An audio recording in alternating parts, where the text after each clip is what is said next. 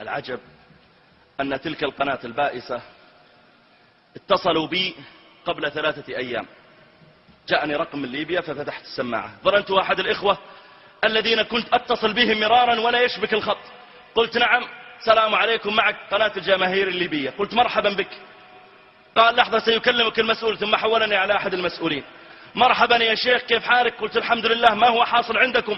هل ما ينشر في القنوات الفضائية الصحيح؟ وهي ليست قناة واحدة ولا 2 ولا 10، الكل أجمع على ذلك. قال يا شيخ هذا كله كذب، أقسم لك بالله يا شيخ أنه كذب.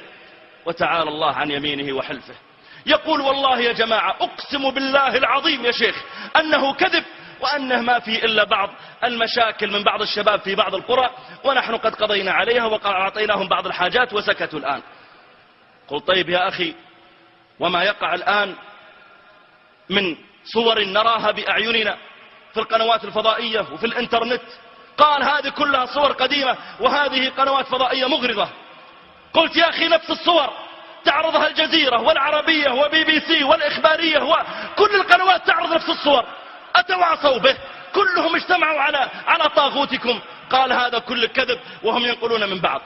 قلت طيب المقصود ماذا تريد مني؟